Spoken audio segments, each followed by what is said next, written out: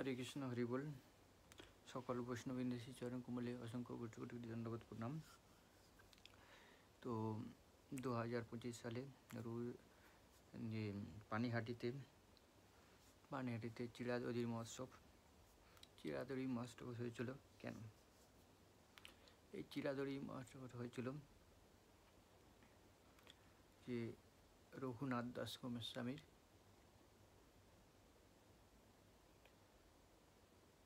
দণ্ড মহোৎসব। তো রঘুনাথ দাস গোস্বামী তিনি ছিলেন বিশাল জমিদার ঘরের ছেলে। ওনার বাবারা দুই ভাইয়ের একমাত্র পুত্র রঘুনাথ গোস্বামী। তার কত আদরের সেই সন্তান রঘুনাথ দাস গোস্বামী। আর ওনার বাবার মাসে আয় ছিল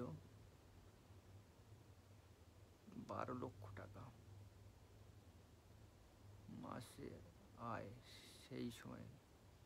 তাহলে বোঝো, সেই জমিদার ঘরের ছেলে, যার ঘরে মাসে 12 লক্ষ টাকা আয়, সেই জমিদারের ছেলে তিনি কৃষ্ণ প্রেমে মত্ত হয়ে গেছে, কৃষ্ণ ভক্ত। এমনি আমাদের সাধারণ জাগতিক দেখতে ছেলে মেয়েরা একটু তার বাবা একটু চাকরি টাকরি করলে তাদের তো নেওয়া মুশকিল। তার সঙ্গে কথা বলা, তাদের ভাবভঙ্গি, তাদের অহংকার অন্যরকম। তো এই রঘুনাথ দাস গোস্বামীর তিনি জমিদারের ছেলে হয়েও তার মধ্যে কোনো অহংকার ছিল না। তিনি কৃষ্ণ ভক্তিতে পাগল হয়েছিলেন, কৃষ্ণ প্রেমে, কৃষ্ণকে পাওয়ার জন্য ব্যাকুল হয়ে গেছিলেন। তো তিনি গৌরাঙ্গ মহাপ্রভুকে কাছে যাবেন। গৌরাঙ্গ মহাপ্রভু শুনেছে গৌরাঙ্গ মহাপ্রভু সেবা সঙ্গে সর্বদা হরি রাম কীর্তন করেন। তো সেই মহাপ্রভুর কাছে থাকবেন, মহাপ্রভুর সেবা করবেন, কৃষ্ণ নাম করবেন। তো এইভাবে তিনি কৃষ্ণ নামে পাগল হয়েছিলেন। তো কৃষ্ণ বর্তমান যুগে যদি কেউ কৃষ্ণ নাম করতে যায়, তার মা বাবা তাকে বাধা দেয়, করতে যায় না ছেলেরা। এই বয়সে কৃষ্ণ নাম করবে, আমি বড় হয়ে কৃষ্ণ নাম করব, বুড়ো হয়ে। কিন্তু রঘুনাথ দাস গোস্বামী ছোটবেলা থেকে কৃষ্ণ ভক্ত ছিলেন। তাই মহাপ্রভুকে সবসময় মহাপ্রভুর কাছে যান, মহাপ্রভু ফিরে দেন। তুমি বাড়ি যাও, বাড়িতে গিয়ে সংসার ধর্ম করো, সেটি বড় হবে, ভালো হবে তোমার পক্ষে। তো এইভাবে বারবার মহাপ্রভুর কাছে যায়। রঘুনাথের বাবা তার কাছে খাবার নিয়ে চলে আসে মহাপ্রভুর কাছ থেকে। এইভাবে যদি এই মঠ মন্দিরে যদি কেউ যায়, জমিদারের ছেলে হলে, তো জমিদার জানতে পারলে তার ছেলেকে সেখান থেকে নিয়ে আসে।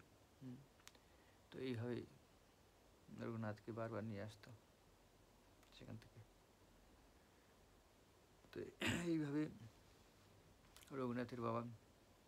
রঘুনাথ বারবার মহাপ্রভুকে যেত। মহাপ্রভু বলতে যে এখন তোমার সময় হয়নি, পরে আসবে। তো রঘুনাথ জানতে পারেনি যে চৈতন্য মহাপ্রভু কৃপার আগে যে নিত্যানন্দ গুরুদেবের দীক্ষা নিতে হয়, গুরুদেবের আশীর্বাদ নিতে হয়, সেটা তিনি বুঝতে পারেনি। যখন নিত্যানন্দ প্রভু পানিহাটিতে আসলেন, তিনি পানিহাটিতে নিত্যানন্দ হচ্ছে সপ্তাবসার গুরুদেবের।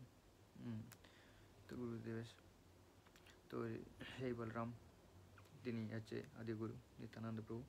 তিনি যখন আসলেন পানিহাটিতে ভক্ত দিয়ে বৃন্দ নিয়ে প্রচার করছেন, হরিনাম কীর্তন করছেন, সেই সময় রঘুনাথ দাস গোস্বামী জানতে পারলেন যে নিত্যানন্দ পানিহাটিতে এসেছে। তিনি দৌড়ে আসলেন, ছুটে আসলেন নিত্যানন্দ প্রভুকে দর্শন করার জন্য। তখন নিত্যানন্দ প্রভুর কাছে ছুটে আসলেন। নিত্যানন্দ প্রভু দেখলেন যে রঘুনাথ দণ্ডবত প্রণাম করছে। ভক্তরা বলে যে এই রঘুনাথ এসে গেছে। তো নিত্যানন্দ প্রভু বলল, এই রঘুনাথ আয় আয় চোরা, হ্যাঁ তুই আমার ছেড়ে মহাপ্রভুকে ভগবানকে পেতে যাচ্ছিস, গুরুকে ছেড়ে গোবিন্দ পেতে যাচ্ছিস। গুরুকে ছেড়ে গোবিন্দ কোনোদিন মিলবে না, তাই গুরু কৃপা আগে।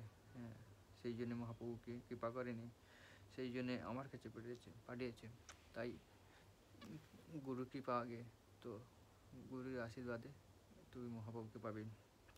তো নিত্যানন্দ এই রঘুনাথ দাসবাবু নিত্যানন্দ প্রভুর কাছে এসে যখন প্রণাম করছেন, তখন নিত্যানন্দ প্রভু তার চরণ রঘুনাথের মাথায় রাখলেন, বললেন আগে আমার কৃপায় তুই মহাপ্রভুকে পাবি।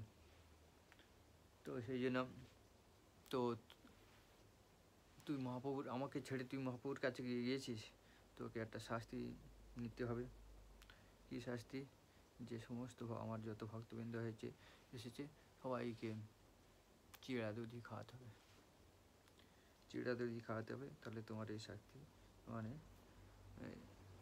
তোমার যে গিয়েছিল আমাকে ছেড়ে তার ফল বিনাশ হবে।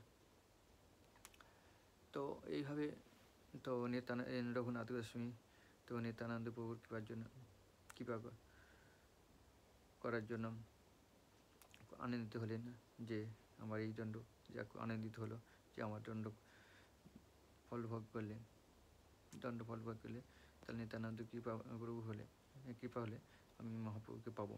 তাই তিনি চিরাদহি মহোৎসব দিয়েছিলেন।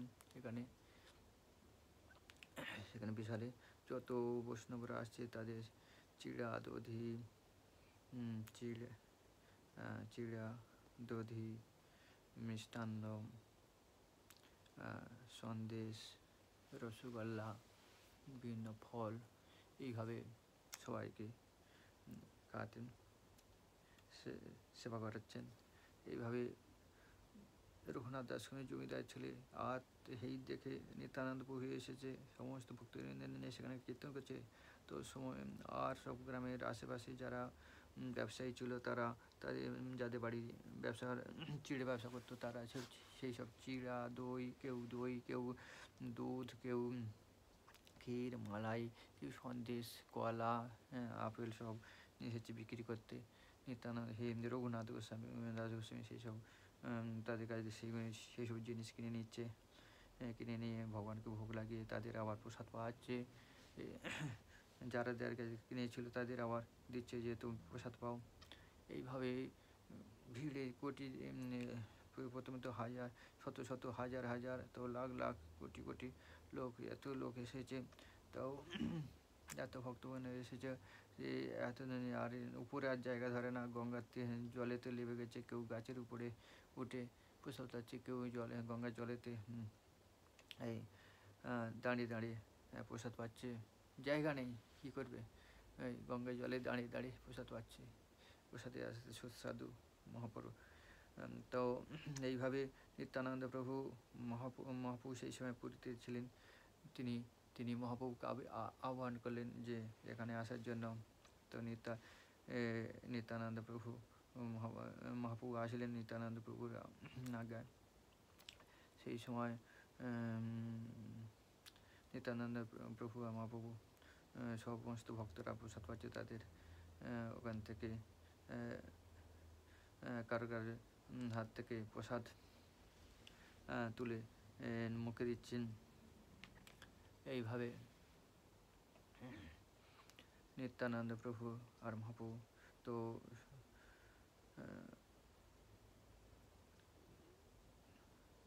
তখন নিত্যানন্দ প্রভু বললেন, রঘুনাথ, দেখতে পাচ্ছ আমার পাশে কে দাঁড়িয়ে আছে? বলছে, কে?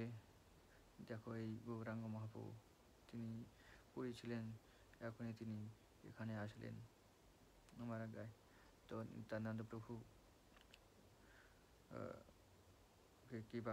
নিত্যানন্দ প্রভু রঘুনাথকে কৃপা করলেন, মহাপ্রভুকে দর্শন করালেন। এইভাবে গৌরনিতাই সেখানে দর্শন হলো।